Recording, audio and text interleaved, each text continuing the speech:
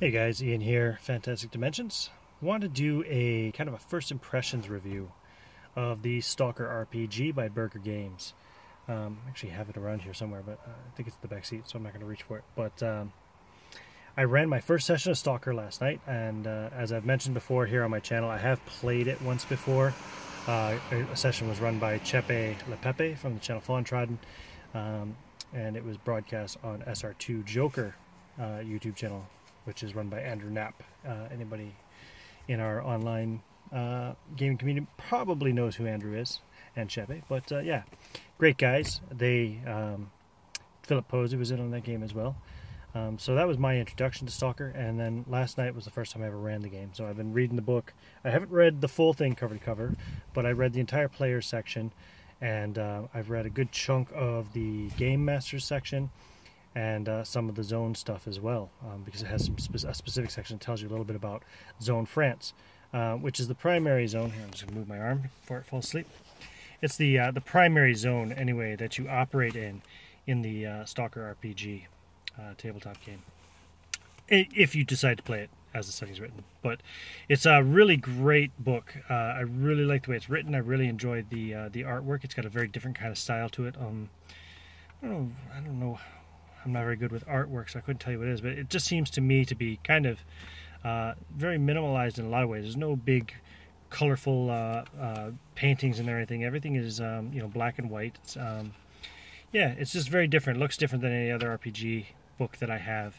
And the book was originally written in Finnish, I believe. And I think it was written in 2008, and then it was translated into English around 2012 or something. Forgive me if I'm mistaken there. But yeah, having said that, it's an excellent translation, I think. Reading through it, you pick up on a few grammatical errors, but very minor. Actually, I've seen worse errors before in much more mainstream role-playing game books. So it's really well translated. It's really well worded. It's actually enjoyable to read. And yeah, just the way it's laid out and everything, I really do like the book.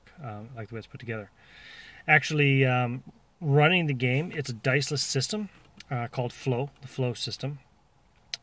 It basically, whenever there's a challenge, something that needs to be determined mathematically instead of rolling dice, the game master has a bit of work on his hands as far as resolving challenges, because you have to take and see, okay, you have to rate the idea that the player has from 1 to 5, and you have to rate their role-playing, basically, as I think it's described in the book, as well as other players have told me. You have to bullshit a bit sometimes to succeed. So if you can role-play it really well, you'll get a rating from 1 to 5 in that too. So if you role-play it really well, you get a 4 or 5. If you role-play really poorly, you get like a 1 or a 2. So you then take those two scores, your idea score and your role-playing score, and you multiply them together. So let's just say you role-played it really well. You got like an amazing monologue performance. Boom, you get a 5-point score for your role-playing. And your idea was, as expected, kind of an average idea. So you got 3 for that.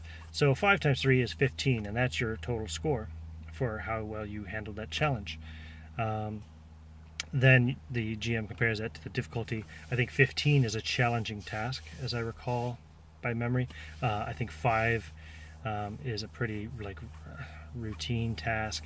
2 is an easy task.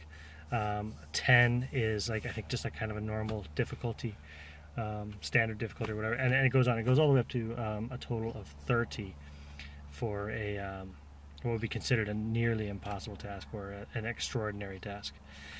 Now, how do you get to 30, you might ask, if you can only get your scores for idea and role-playing between 1 and 5? Well, you can get an extra point if you have a specific ability, basically like a skill, on your character sheet that applies to the situation. So, for example, and I'm not looking at the book, so I don't know if this is an ability, but let's just say you have the ability mechanic, which would probably fall under the technical expertise skill or whatever, technical ability skill, or attribute, sorry. So you have this ability called automotive mechanic or whatever, and the challenge that you're trying to complete is you're trying to repair a car. Well, you're going to get a +1 point for having that ability.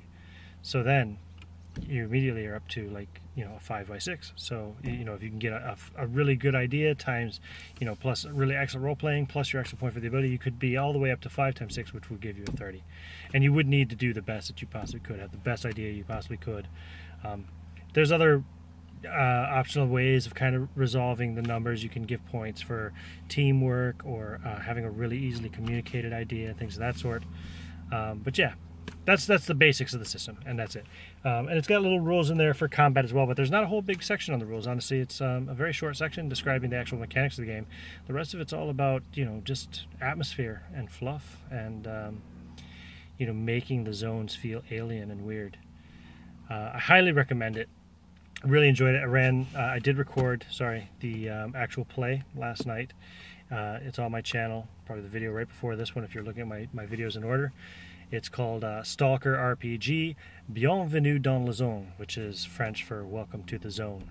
My French is really poor, so I apologize if any French people actually watch this and I butchered your language. I apologize for that. But I also probably butchered, you know, your city of Toulouse as well, because the Zone France is kind of on the southwest side of Toulouse, and I don't know anything about that area of the world, so I kind of made shit up as I went along, a lot of it. So I don't know if I described the city in any kind of an accurate way, or if I described, you know, there was a subway tunnel that the Stalker used to sneak into the zone and come up through a subway station. I don't know what French subway stations look like, so even if they have subway stations, I presume they do. So I don't know. You know, I definitely took some liberties in that sense, but that's any game master's prerogative. All for the purpose of just kind of, you know, running an enjoyable game, a weird alien feeling science fiction horror role-playing game. So yeah, that's my first impressions of Stalker. Really enjoying it. Going to run a lot more of it. If you're interested, you want to get in and play, I'm thinking about making this kind of an episodic campaign thing, because we established some things in the game yesterday that I definitely think could pop up again. A couple of Stalkers, a new kind of, well, I think it's new, I don't know, I could have plagiarized it and not even realized it, but a new kind of anomaly within the zone, a region within the zone. And I did take a lot of ideas from the RPG book, because it gives some excellent suggestions in there. I borrowed some ideas from Roadside Picnic, which is the book that inspired all the Stalker phenomenon. You know, so yeah, I think episodic campaign anyway is the way I might want to go with this. So things kind of tie in together, and there's kind of an overarching story, but each one-shot session is self-contained storyline. Basically, it has a beginning, a middle, and an end. Yesterday's game definitely had a beginning, a middle, and an end. It was a rather tragic end, unfortunately, for one of the Stalkers, but I'm not going to spoil it. You'll have to go back and watch the actual play video if you want to see how that panned out. So if you were interested in playing, you want to play Stalker with me, drop me a comment down below. Hit the plus or the thumbs up button, give me a like on the video, please. Share it around, or even more so, forget about sharing this video around. If you want, share the other video around, the actual play video. Let people see what the game is like, and maybe more people will get interested in the game. It's available for purchase on DriveThruRPG in PDF form. I bought my physical copy through Lulu.com. I actually bought both, so I did buy the PDF off DriveThru, but then I went and found the print version on Lulu.com. They print it on order. Check that out, Lulu.com, Stalker RPG. If you want to get a print copy of this gorgeous book, support the Burger Games people that developed this beautiful game. And yeah, let's play it. Drop me a comment below. Hit subscribe, please. Share this or other actual play videos and stuff to your friends. You know, let's get more people gaming. You know, I think I could probably run this game for several players at a time without much difficulty. There's not a whole lot of bookkeeping really to keep track of or anything. So, yeah, come play Stalker with me. In the meantime, this is Ian from Fantastic Dimensions signing out. I'll see you at the gaming table.